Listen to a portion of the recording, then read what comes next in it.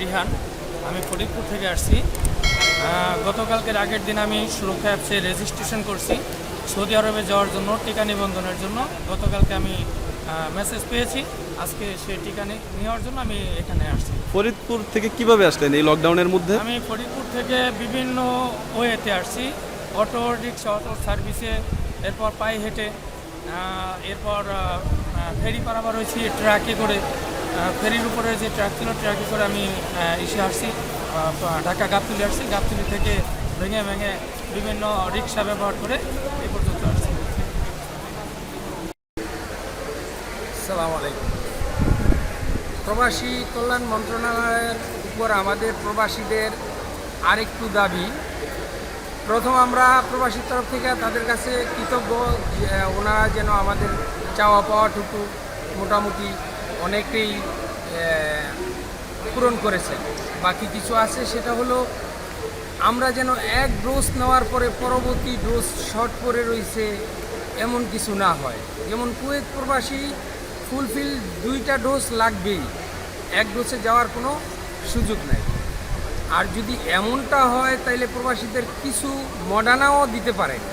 Moderna দিলে Kuwait এবং Saudi প্রবাসী ওনারা আমরা যেতে পারব। আমরা আকুল আবেদন যেন আর আমরা কোনো রকম ঝামেলায় বা কষ্টে না পড়ি। আমাদের চাওয়া এতটুকুই, 2টা ডোজ যেন নিশ্চিত থাকে। একটা ডোজের পরে তো মোটামুটি 1 মাস সময় লাগবে দ্বিতীয় ডোজ নেওয়ার জন্য।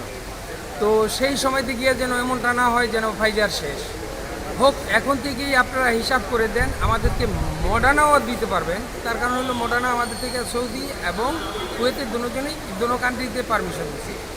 এতটুকু আমাদের প্রবাসীর পক্ষ থেকে আবেদন করছি।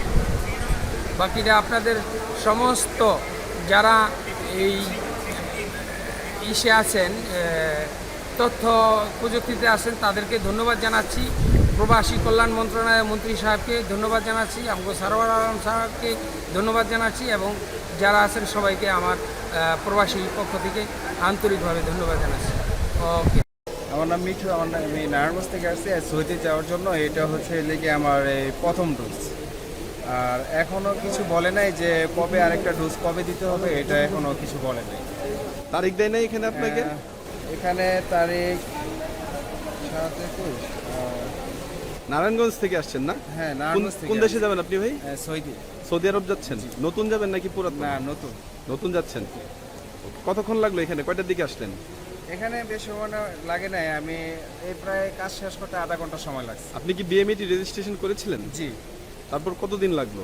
বিএমএ রেজিস্ট্রেশন করার পরে আমার প্রায় এই এক সপ্তাহের মতো সময় লাগছে। মানে হচ্ছে আপনি কি শুক্রবারে রেজিস্ট্রেশন করেছিলেন? জি জি।